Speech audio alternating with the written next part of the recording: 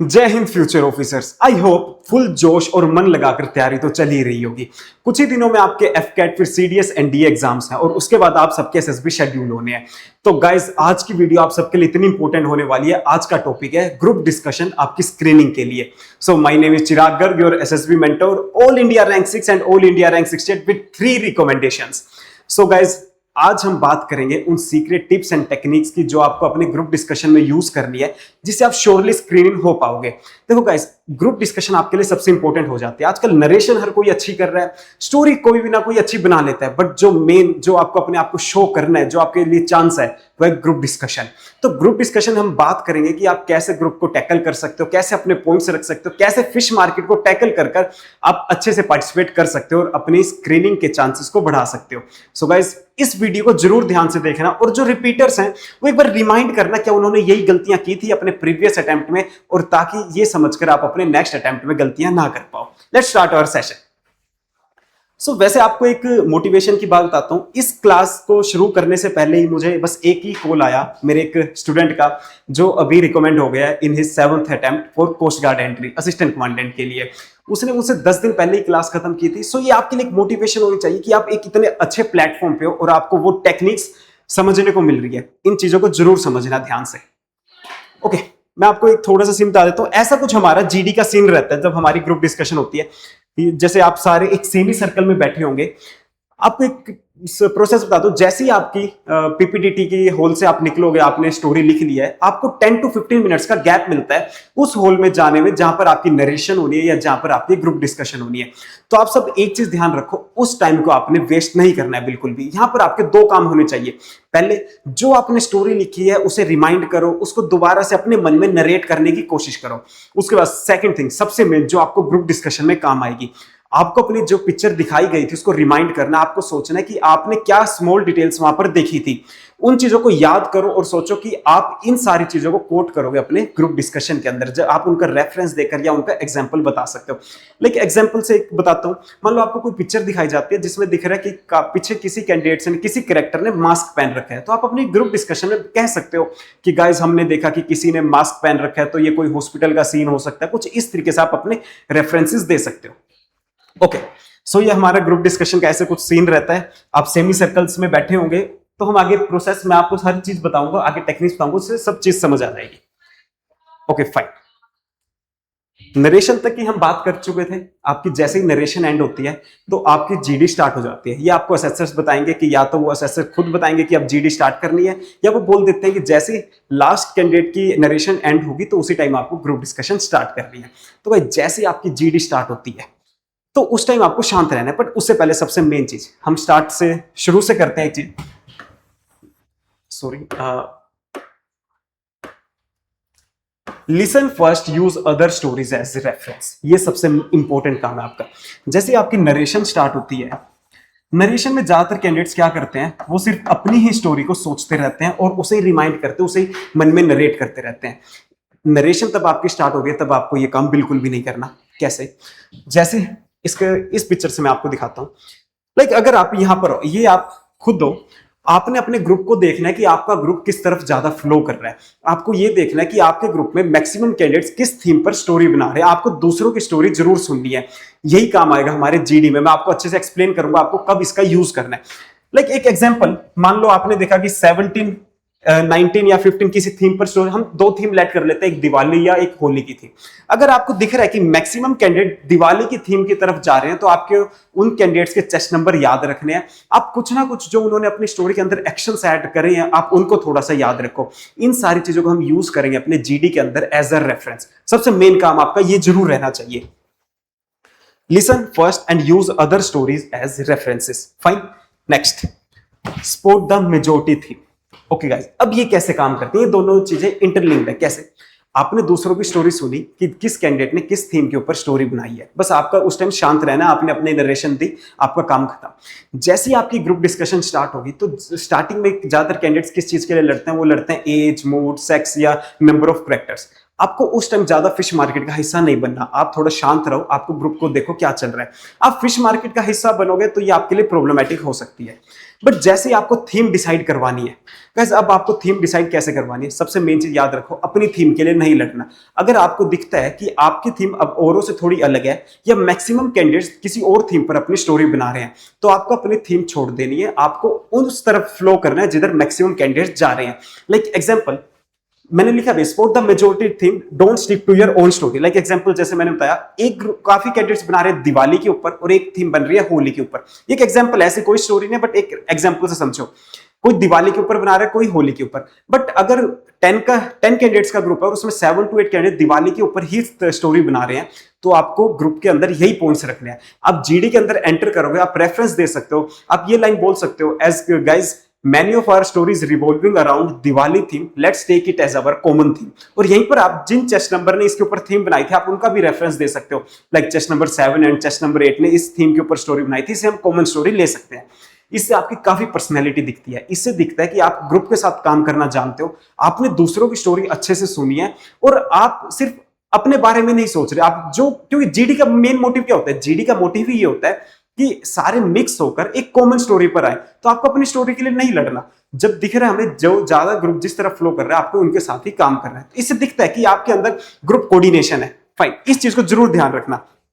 अब आपने common theme बनवा दी। कॉमन थीम बनवाने का सबसे बड़ा हैक यही है कि जहां आपको ग्रुप दिखता है उस तरफ फ्लो करो। ओके, नेक्स्ट बात चीज पर आते हैं, अवॉइड फिश मार्केट। इस चीज को हैशटैग में डाल लो, अवॉइड फिश मार्केट। हमेशा दिमाग में रखना, आपको फिश मार्केट का हिस्सा नहीं बनना। इसके पीछे रीजन बताते हैं। एक साइकोलॉजिकल फैक्ट है, अगर आपके ग्रुप में भी कुछ 5-6 जने इकट्ठे लड़ रहे हैं या कुछ बहस हो रही है, उनमें से एक न्यू कैंडिडेट, कोई नया लड़का आकर एकदम उस ग्रुप में एंटर करता है और अपनी नई आवाज में कुछ बोलता है, तो कुछ मल्टी सेकंड्स के लिए हमारा ध्यान उस लड़के की तरफ या उस कैरेक्टर की तरफ चला जाता है। वही काम हमारा, वही साइकोलॉजिकल फैक्ट यहां लगा। अगर आप फिश मार्केट का हिस्सा हो, आप बोले जा रहे हो लगातार, तो आपकी आवाज वहां पर न्यू नहीं रहती। आपको अपनी आवाज को हमेशा नया रखना है। लाइक जब भी आप बोल रहे हो तो आप इतनी ऐसे बोलो कि और ग्रुप शांत होकर आपको सुने। तो आप फिश मार्केट का हिस्सा मत बनो। जैसे फिश मार्केट में कुछ आपको मूवमेंट दिखती है कि कुछ मल्टी सेकंड्स के लिए फिश मार्केट थोड़ी सी शांत हो रही है, उसी टाइम आपके पास चांस है, आप एंटर करो और अपने पॉइंट्स अच्छे से रखो। इस चीज का जरूर ध्यान रखना, फिश मार्केट का हिस्सा नहीं बनना। फिश मार्केट आपके सबसे पहले बनेगी जब हम स्टार्टिंग में, जैसे जीडी स्टार्ट होती है तब फिश मार्केट बनती है, तब आप शांत रहो। आप ग्रुप के अंदर तब एंटर करोगे तब फिश मार्केट, कुछ सेकंड्स बाद फिश मार्केट थोड़ी सी शांत होगी, आप एंटर करो, तब आपका काम होगा कि तब आप ग्रुप से थीम डिसाइड करवा सकते हो। आपको एक और हैक बताता हूं, ये ब्रह्मास्त्र हो सकता है। हमारे 2 काम होंगे यहाँ पे। आपने कोई थीम बनवाई, लाइक मैंने यहाँ पे थीम डिसाइड करवाई है, या तो ग्रुप उस पर एग्री हो जाएगा या ग्रुप नहीं एग्री होगा। अगर ग्रुप एग्री हो जाता है तो वो आपके लिए वेल एंड गुड सिचुएशन है, अब ठीक है, आप आगे चले। अगर ग्रुप आपकी थीम से डिसाइड एग्री नहीं होता है तो अब आपको उनके साथ बहस नहीं करनी है। मैंने क्या कहा, आपको हमेशा ग्रुप के साथ फ्लो करना है, आपको एज अ कैटलिस्ट काम करना है। जिस तरफ ग्रुप जा रहा है आपको उसी तरफ धक्का देना है उन सबको। अगर ग्रुप ने किसी और थीम पर एग्री किया तो आप ग्रुप के साथ उसी पर एग्री हो जाओ और उसी की तरफ चलो। अगर ये भी सिचुएशन नहीं होती, अगर होता है कि ग्रुप फिर भी किसी पॉइंट पर नहीं आ रहा, ग्रुप फिर भी आपस में लड़े जा रहा है, तो आपको इस सिचुएशन पे क्या करना है, आपको ग्रुप जीडी के अंदर एंटर करना है। आप उनसे क्वेश्चन पुट कर सकते हो या आप एक एंड पॉइंट रख सकते हो। आप कह सकते हो कि गाइज क्या हम दिवाली के ऊपर थीम बना रहे हैं, आप ऐसे क्वेश्चन पुट करते हो।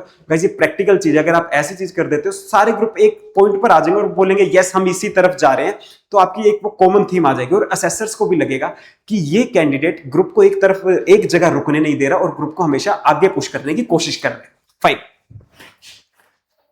Then smile and stay confident.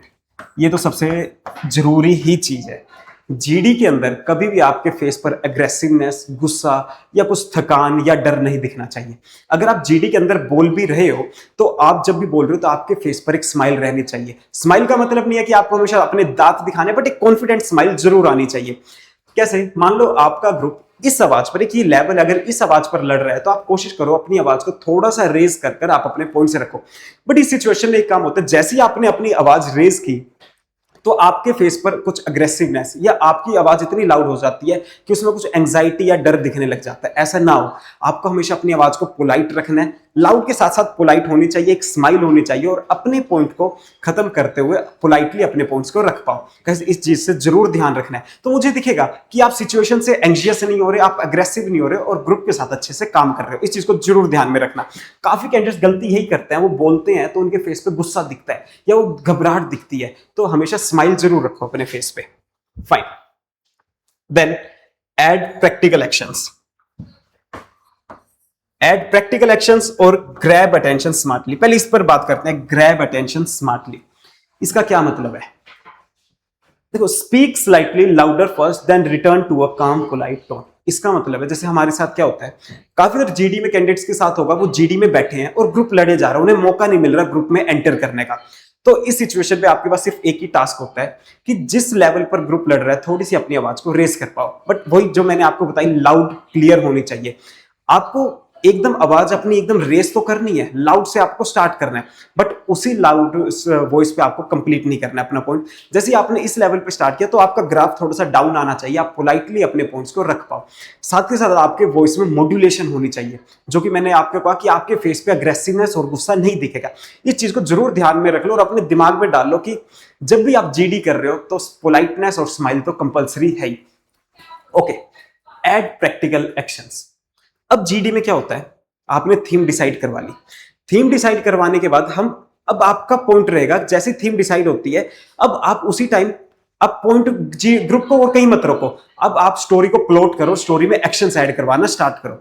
जैसे आपकी थीम डिसाइड हो गई, अब आपको एक्शंस ऐड करवाने। एक्शंस कुछ भी हो सकते हैं, प्रैक्टिकल एक्शंस आपको ऐड करवाने। लाइक कोई भी आप थीम के ऊपर स्टोरी बना रहे हो तो आप उसमें बताओ कि गाइस हम ये भी कर सकते हैं, ये भी कर सकते हैं, कुछ भी काम हो सकता है। लाइक एग्जांपल, अगर हमें दिवाली को सेलिब्रेट करना है तो आप उसमें कह सकते हो कि हम अपने नेबर्स को बुलाएंगे, कुछ लाइट्स लगवा देंगे, हम मिठाई घर पर बनाएंगे। ये मैं एग्जांपल दे रहा हूं, ये कोई स्टोरी नहीं है, बट एग्जांपल दे रहा हूं कि इस तरीके के प्रैक्टिकल एक्शंस डालने और आपको स्मॉल डिटेल्स ग्रुप से ऐड करवानी है।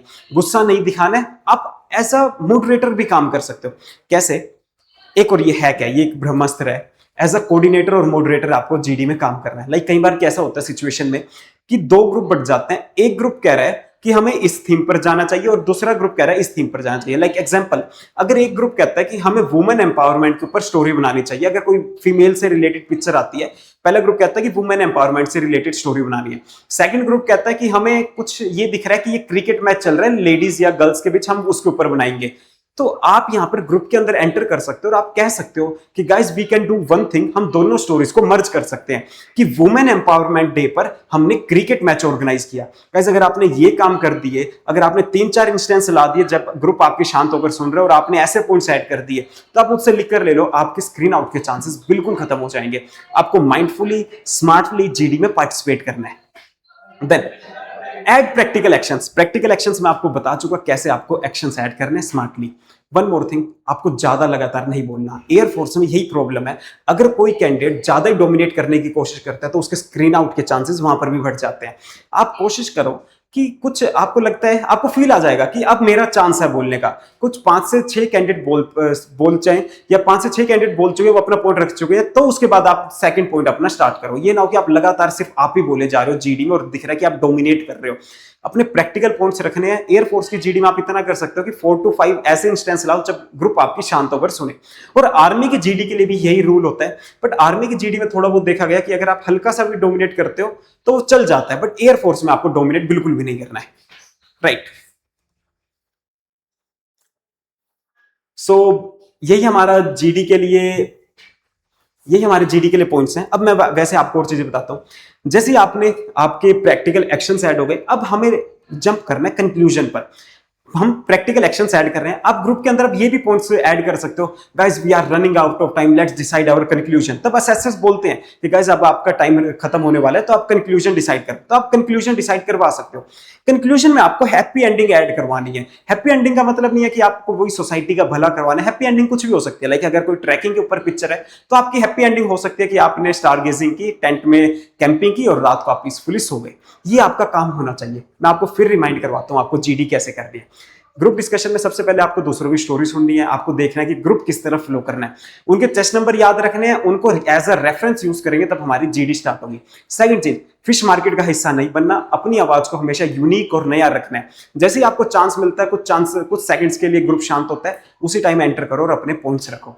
थर्ड चीज, आपको हमेशा प्रैक्टिकल एक्शंस ऐड करवाने हैं। आपको ये नहीं है कि आप ना तो आपको लोगों से एग्री करना है, ना डिसएग्री करना है, ना ही लड़ना है। आपको सिर्फ कुछ प्रैक्टिकल एक्शंस ऐड करवाते जाने हैं जिससे आप लगे कि आप अपने ग्रुप को आगे बढ़ाने की कोशिश कर रहे हो। उसके बाद आपको कंक्लूजन पर आना है, कंक्लूजन दो अच्छा सा और अपनी स्टोरी को एंड कर सकते हो। गाइस ये कुछ पॉइंट्स हैं जो मैंने आपको वीडियो में शेयर करे। वैसे जीडी में काफी हैक्स हैं जो मैं आपको बता सकता हूं, बट आज के लिए इतना ही। सो आई थिंक आपको जरूर समझ आए होंगे, इस पॉइंट्स को जरूर समझो, और किसी को कुछ भी डाउट है वो कमेंट सेक्शन में मुझसे जरूर पूछ सकता है। Thank you.